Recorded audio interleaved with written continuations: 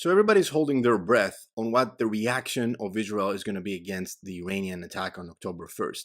How will they respond? Who's going to be their target? Where are they going to be bombarding inside Iran? Let's find out.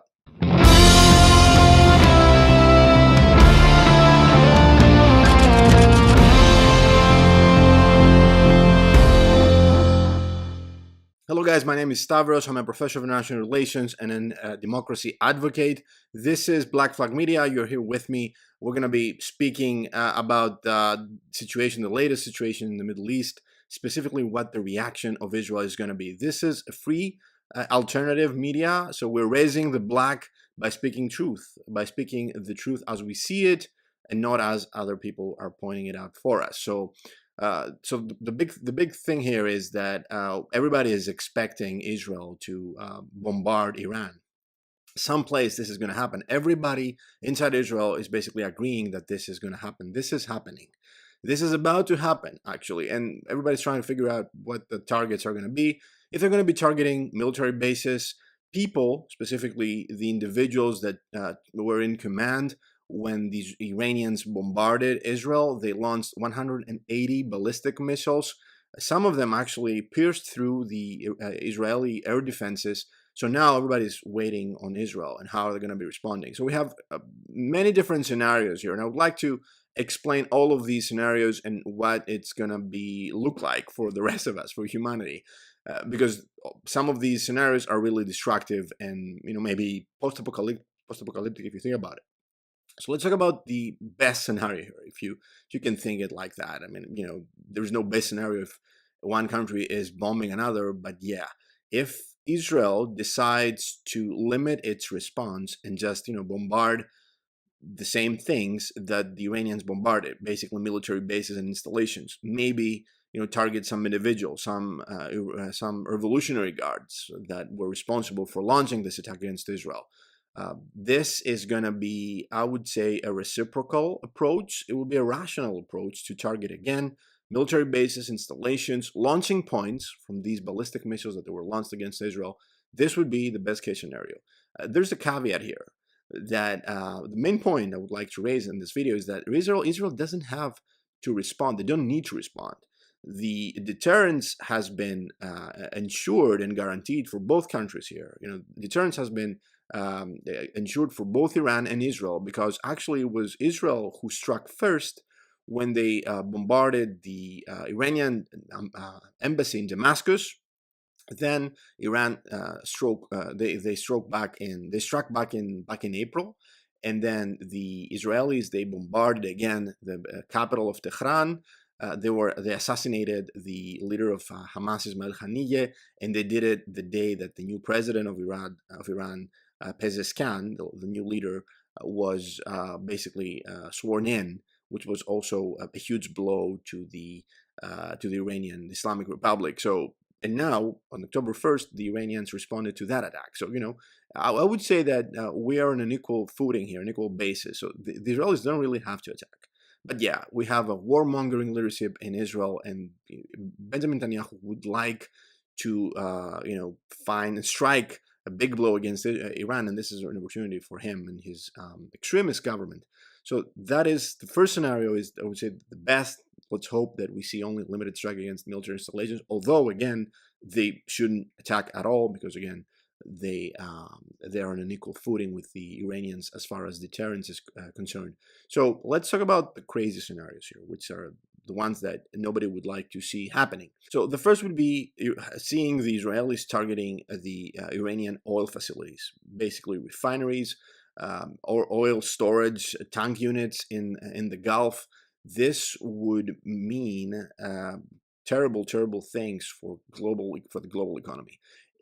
Again, Iran is the third largest exporter of oil globally.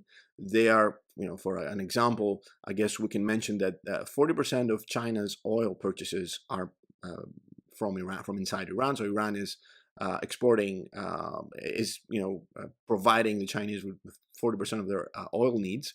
And again, this is the third country globally. So you can imagine what would happen to the price of the oil. What's actually, we're talking about crude oil, actually. That's what we're talking about. And crude oil is the main product, and its derivatives are jet fuel, the oil that airplanes use, fuel oil, the one that ships are using, and then diesel, gasoline, petrol, whatever.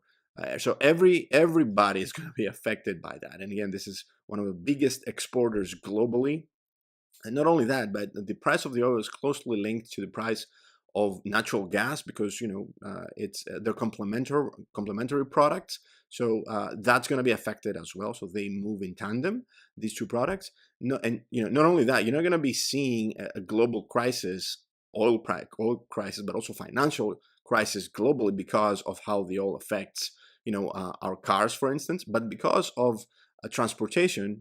Any possible means of transportation, ships, trucks, whatever, they use oil, obviously. So the shipping costs, the moving, the transportation costs of goods, of people, all of that are going to rise. And you can imagine that this is going to be paid by us, the consumer. So we're going to be seeing a big financial crisis in any product known to man. Actually, it's not going to be just the price of diesel, gasoline.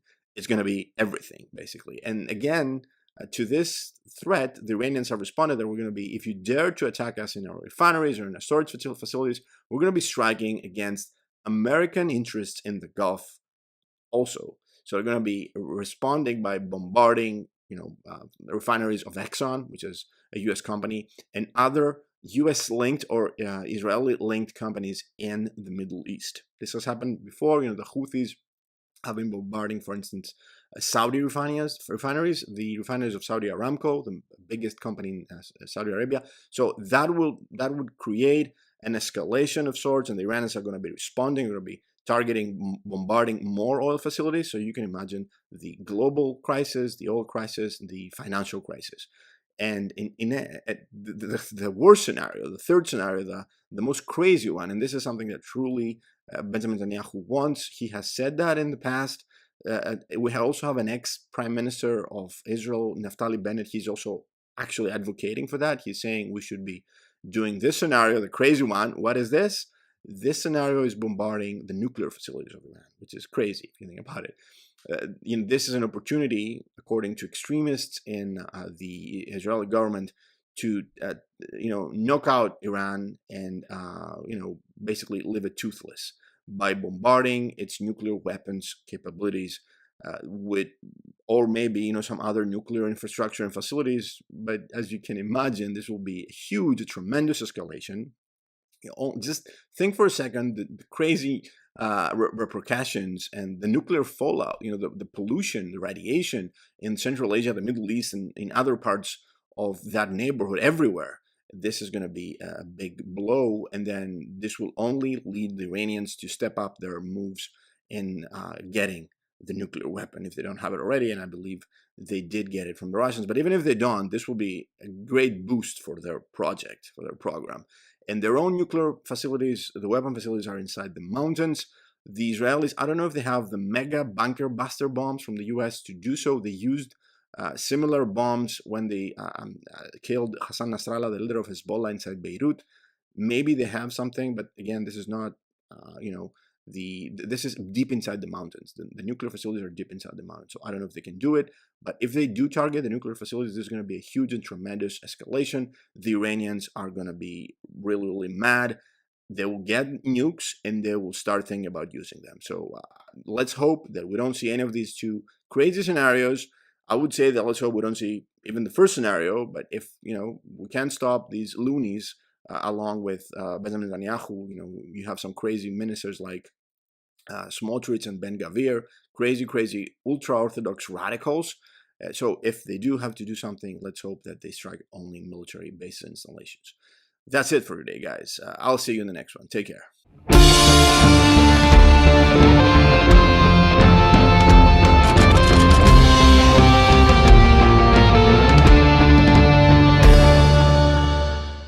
Again, like and subscribe if you liked what you see in this channel. We're going to be talking more about the Middle East, international relations, Europe, the war between Russia and Ukraine, how all of this is connected, and also democracy, the idea of fighting for peace, justice, and equality. Keep raising the black guys.